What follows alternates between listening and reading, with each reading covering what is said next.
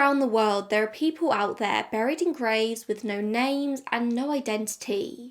People who are lost to their families, who will never know what happened to them. Maybe their families assumed that the loved ones simply decided they didn't want to be a part of their lives anymore. Or maybe they know that something bad must have happened, but have always lacked the resources to actually go out and find them. In the years before digitised records, when police stations didn't have easy access to other databases, it was very, very easy for somebody to go missing in one place and be found in another, maybe just over one border, and the connections are never made. But I am on a one-woman mission to make those connections, to spread the word of unidentified people, and hopefully capture the right person's attention. Today I want to share with you the stories of two separate Jane Does, cases that admittedly don't really have the most public information available, and I don't really see being spoken about all that often, but I think that makes it even more important for me to share them. Both of these cases have some incredibly similar details. Now, my Doe cases on my platforms categorically perform the worst. They don't really tend to get many views and people don't tend to have interest. So if you have clicked on this episode, a huge thank you, and please share this with other people who you might think might take interest. So, our first Jane Doe today is known by two different names. She's either the Bowmanville Jane Doe or the Clarins Jane Doe. And for her story, we're travelling over to Ontario in Canada. It was October 27, 2006, when a man was out near the Darlington nuclear plant in Bowmanville, Ontario. He was just out looking for dogwood plants and he was searching this marshy bog near the entrance when he came across a few scattered human bones. There was a skull, a femur, and just some other random bones. And obviously, he quickly called the police from this location. An investigation immediately began. Forensic officers spent 2 weeks clearing the tall grass and the weeds, and in the end, they were only able to find a few items of interest. There were the bones I've already mentioned, which did include a skull with 2 missing teeth. There was a wristwatch, a piece of red ribbon, and a red heart-shaped object. Now, I'm not entirely sure what this heart-shaped object was. At first, I assumed it was maybe a pendant that went alongside the ribbon, but it doesn't look like there was any holes in the pendant or whatever it was to attach it to the ribbon. It was just like a piece of plastic in a heart shape, maybe. But that was all they found. The search was concluded on November 29, 2006, just over a month after the remains were found, and that was kind of it. Because of the type of land she was found on, this really boggy, marshy area, A, it was very difficult to search, and B, it was very difficult to determine how long her body had been here. She was completely skeletal, so you can assume she was there a while, over the summer at least, but nobody really knows. Investigators have looked at a kind of death timeline here from the mid to late 70s all the way through to 2006, but they've concluded it was most likely she died any time from 1996 till 2004. They haven't been able to rule out a timeline outside of that, but those 8 years seem the most likely. Side note, please excuse my voice if I'm a little bit croaky today. I have had a very busy weekend and my throat has taken the brunt of it, so I am a bit croaky. I apologise. I don't think it's bad enough for me not to film. Interestingly, the spot in which Jane Doe was found was incredibly close to the eastbound exit of Highway 401, which runs from Windsor all the way through to the Ontario-Quebec border. If we assume that Jane Doe's body was dumped in this location, which we don't know for sure but probably makes sense, the killer was likely driving on the highway coming from the east before deciding to get off at this exit and dump her body in this location. This highway began in Windsor, about 445 kilometres away, which is a 4.5-hour drive away from Bowmanville. Jane Doe could technically have been murdered anywhere in a town or city along that route, with the killer just jumping on the highway to go and dump her body. But it is also important to note that Windsor, or this whole area really, is also right over the border from the USA. Just the other side of the river from Windsor is Detroit, Michigan. It's also pretty easy to access Buffalo, New York along this route. All of this to say that Jane Doe might have been Canadian or killed in Canada. It's also very likely that she could have been from the USA, just visiting over the border when she was killed. I assume she couldn't have been killed in the USA and then her body transported over the border. I guess there are checks in place, but I've personally never crossed this border. So if any of you have any personal experience and can tell me otherwise, please do leave a comment. Like, do they check your car? Do they check your boot, like, or your trunk? Like, do they do those kind of checks, or could you just pass over it? But let's talk a bit about our victim here. So as her body was skeletal when it was found, there wasn't really loads that could be deduced about her death. Her cause of death is noted as unknown, which does mean that we don't know for sure that this was definitely a case of murder. It could have been a natural death. But what I will say was that this is a very rogue place for a death to happen if it was natural, like a bog outside a nuclear plant. No, it does seem like this is a place where somebody would choose to dump a body. A detective, Chuck Nash, said back in 2010, it's off the beaten path, so that makes it highly suspicious. It would lead us to think that this is a body dump location. Her remains were also not found with clothes, which again is another tick in the murder box, but bear that in mind, we'll come back round to that in a little bit.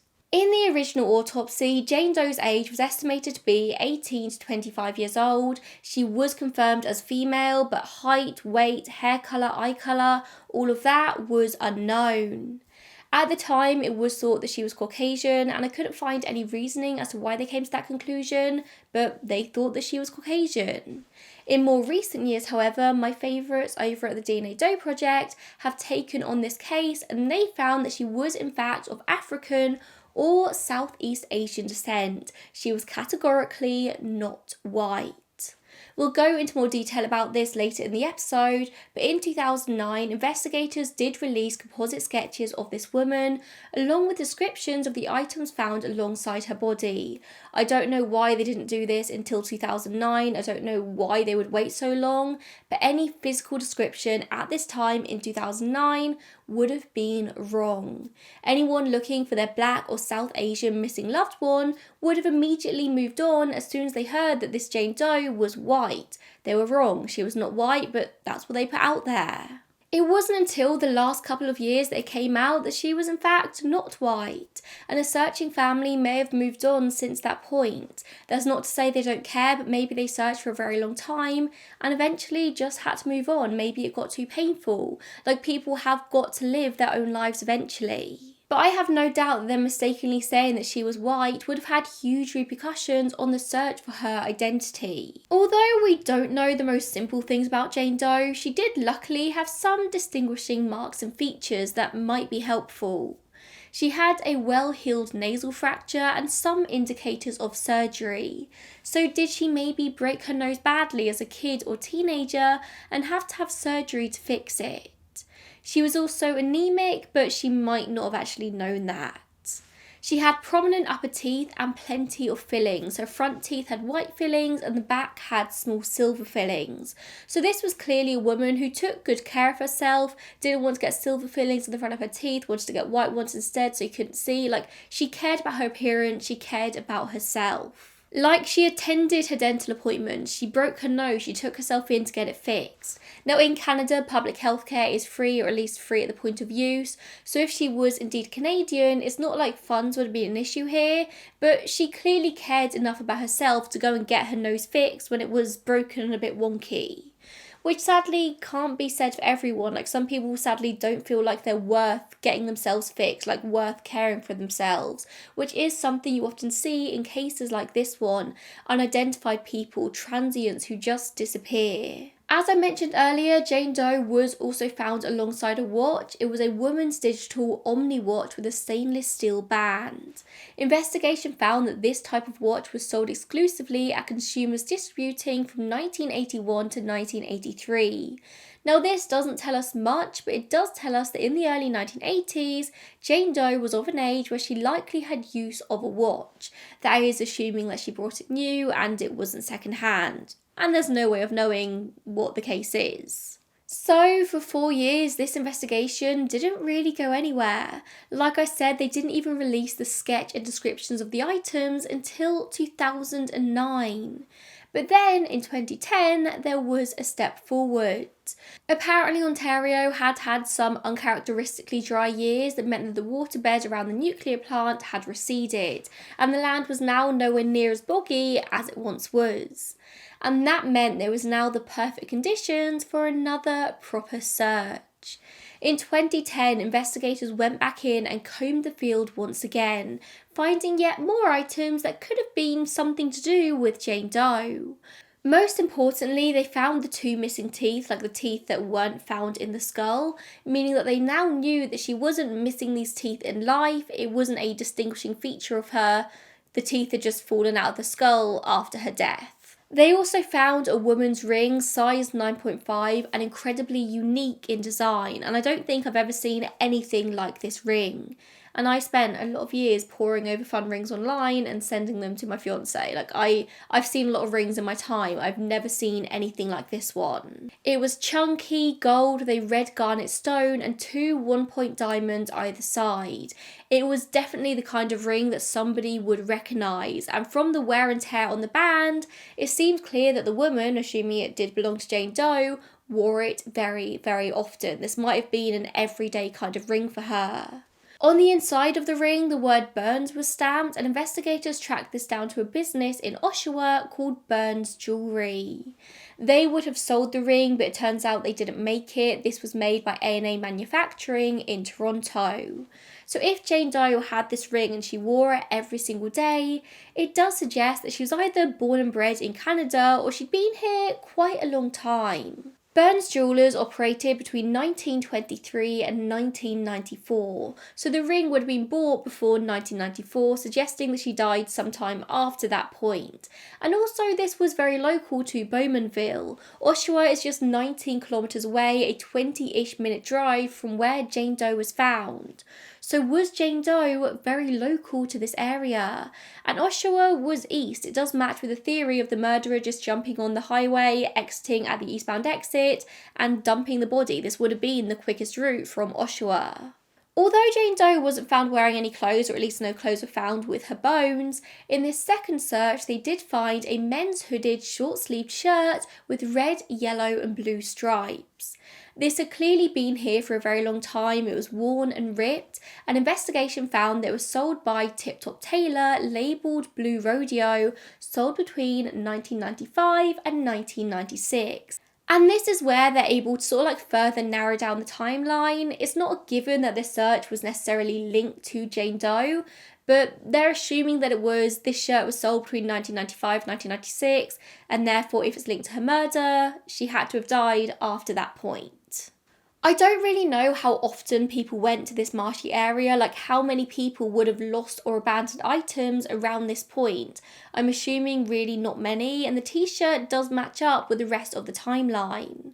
Of course, this was a men's top, not a woman's, but I don't think that really means much. Perhaps it was an oversized shirt that she slept in. Perhaps it was the top that the killer was wearing and it got ripped and ruined and he chose to abandon it alongside Jane Doe.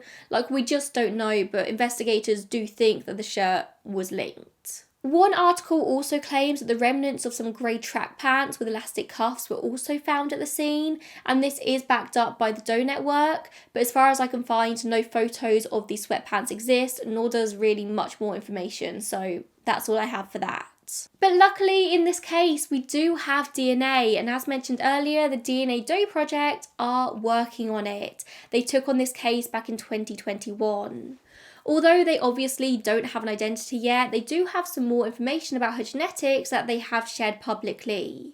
They've said Jane Doe was of predominantly sub-Saharan African descent, but she also has a smaller portion of South Asian descent. So she likely had a South Asian parent or grandparent or great-grandparent, whilst the rest of her family were African. Apparently this is a really common mix of ancestries. After the abolition of the slave trade in the Caribbean, labourers, workers from South Asia, mostly British India, were brought to the colonies in the Caribbean instead, which eventually led to a very mixed population, cultures and families merged, and it has been confirmed by DNA Doe Project that Jane Doe does indeed have distant cousins in the Caribbean, so she's probably from that area of the world. They haven't pinned down exactly which countries in the Caribbean, but they have mentioned St. Vincent, the Grenadines, and St. Lucia. And she may have had familial ties to other countries in the area as well. And very interestingly, Ontario, particularly sort of like Durham and the Greater Toronto area, has a very large Caribbean population. They're working with the theory that Jane Doe may have immigrated to Canada from the Caribbean, and they are trying to connect with the Caribbean Canadian community in this area to see if anybody went missing. This is also why I mentioned the possibility of her being from the USA earlier as well, because there is also a very large Caribbean community in the USA. So she could have maybe spent time in the USA before then heading to Canada, but they think she came to Canada at some point in the 1980s.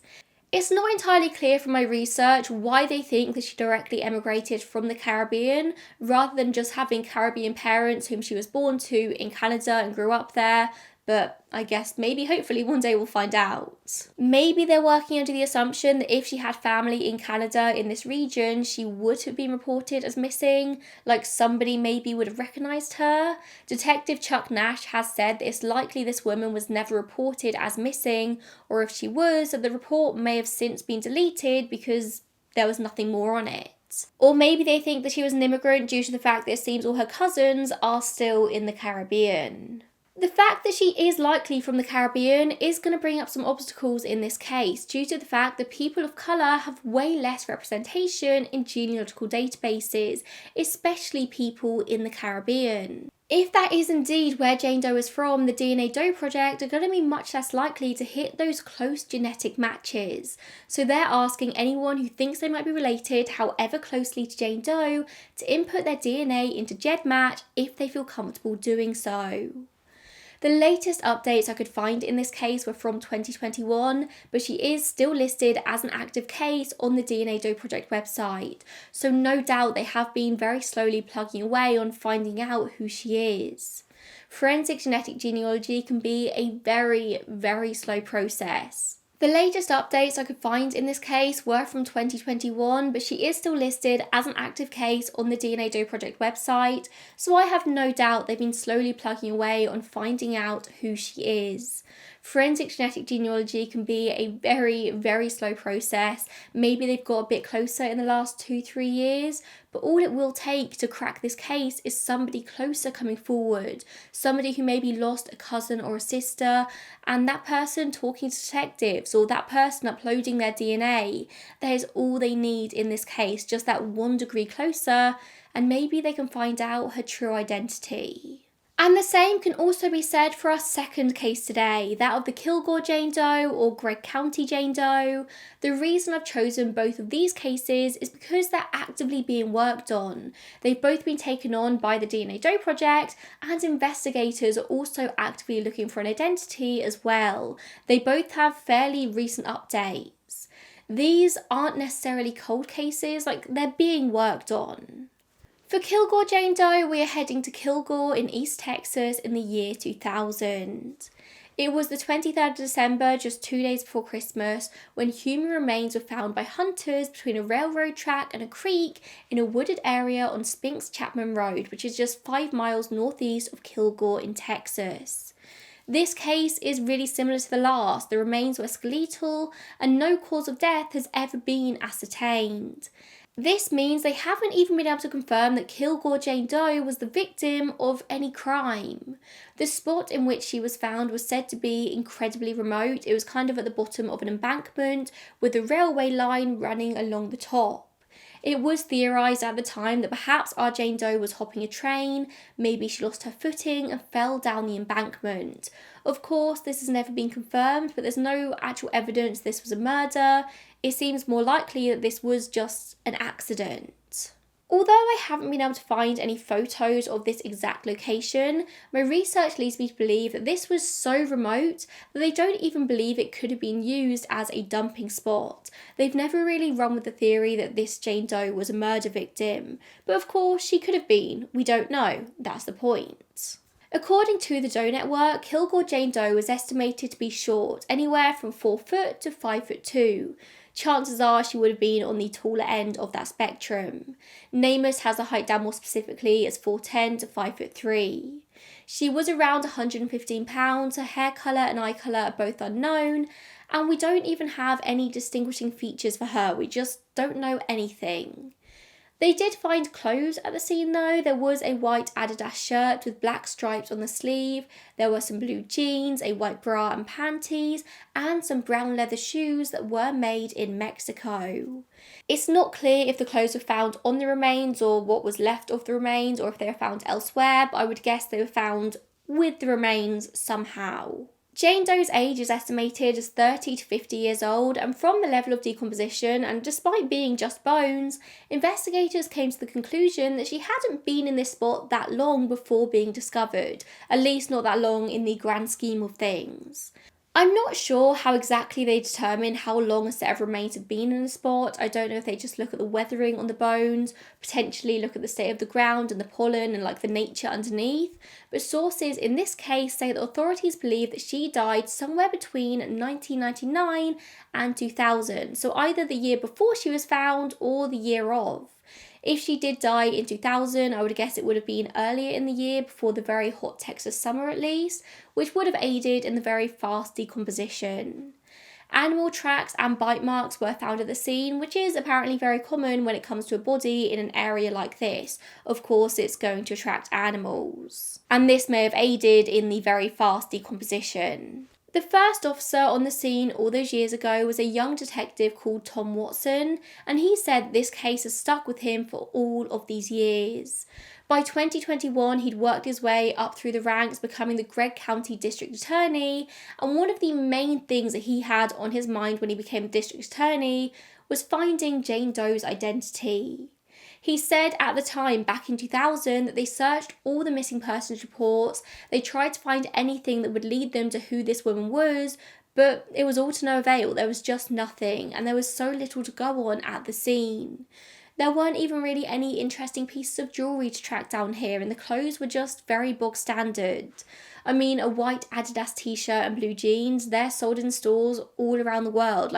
How are you going to find out exactly what store they're from? There was just nothing they could try and narrow down and zoom in on in this case, nothing at all. In recent years, her DNA has been sent to Parabon Nanolabs, and it has always been assumed that she was African American, but the DNA test came back showing that Jane Doe was actually almost entirely Native American. There's a 75% chance that she was originally from Central America and a 17% chance that she was from South America. Parabon Nanolabs have taken this information to the DNA Doe project, who are using it to aid in their genealogy search. In September 2022, this was actually their featured case for Hispanic Heritage Month, where they shared a bit more information on their Facebook page. They've said that Jane Doe's ethnicity estimate demonstrates 99% Amerindian ancestry, with it being very likely that Jane Doe came from a rural population in Latin America. She was wearing leather shoes from Mexico at the time of her death, and Texas has a high Mexican population, so it very well could be that Jane Doe is from Mexico, but not just that, she is ancestrally native to Mexico. Tom Watson, the former detective, now district attorney, first one on the scene, said to KLTV.com just last year in February 2023 that this makes a lot of sense with what they thought at the time that she was found. They believed that she was a migrant or a transient, that she was trying to hop on a train, and that she slipped and fell. Just earlier this year, in 2024, a snapshot DNA analysis was added to Jane Doe's Nameless page, and I love these things. They analyse the DNA to create a composite profile, they look at the sex and ancestry, and they create a facial composite. It's very visual, I'm a very visual person, and this shows that Jane Doe had light brown or brown skin, she had brown or black eyes, and black hair. It also shows that she would have had 0 freckles, and her updated facial composite is so realistic looking, it could literally be a photograph, although it does look entirely different to the previous facial composites. Years ago, they made this clay rendering of her that just looks a bit terrifying, and that's no reflection on her looks or potential looks. I just find clay renderings in general really uncomfortable, it's almost Uncanny Valley vibes. I hate when cases have clay renderings. I hate it. Just give me a sketch, please. Don't get me wrong, I get their value, I get like how handy it is to have like a 3D rendering. They just make me so uncomfortable. So, as it stands right now, Kilgore Jane Doe is being actively worked on by the DNA Doe project, and just last year she was one of the 10 cases that were featured at the Las Vegas Crime Conference. They say they are committed to finding her name, saying, serving that community where so many women have been forgotten is so important to us. And so, even though these cases are hard, these are the kind of cases the DNA Doe Project like to take on because they make a real big difference. Because just like in the case of Bowmanville Jane Doe and her Caribbean ancestry, Indigenous people are also very underrepresented in the DNA databases, meaning there are far fewer matches. According to the CDC, murder is the third leading cause of death among Indigenous women, which is way higher than any other demographic in the USA. But was this Jane Doe murdered? That's just one of the very big questions here. Anyone with any information on Jane Doe or on potential relatives are urged to contact the Kilgore Police Department. Of course, I'll leave all the contact details down below, and I'll do the same with Bowmanville Jane Doe as well. If you are from either of the communities mentioned in this video, if you're Caribbean or Native American, Central American, and you feel comfortable submitting your DNA to GEDmatch, then I'll also leave details on how to do so in the description box as well. Both of these women deserve to have their names back and be buried in dignity or laid to rest in dignity. They had families who deserve to have closure, families who have probably spent decades wondering, what on earth happened? Why did they just disappear? If these does were from other countries, there's every chance that they were reported missing to their local stations, and those reports maybe never got as far as the USA or Canada. They may well have had people searching for them for decades. These kinds of cases are so much more complicated to solve, but I think that just makes it all that much more important to highlight them, to talk about them, and hopefully get their faces, or maybe faces, their composite sketches, out there just a little bit further. Thank you so much for tuning in today. Like I said at the beginning of this episode, these kinds of stories mean so much to me. Like the thought of being buried without my name, without my identity, without my family knowing where I am. It is genuinely one of my biggest fears, and I'm sure it's the same for so many of you. So this is just my little way of hopefully one day being able to help. If you like what I'm doing here on my channel, then please don't forget to show your support by leaving a comment down below, giving it a thumbs up, subscribing to my channel if you're not already. Like, every interaction tells YouTube that you like what I'm doing, and maybe they should push it out to more people. So I really appreciate anything you give to this video, and I suppose I'll see you in the next one. Bye guys.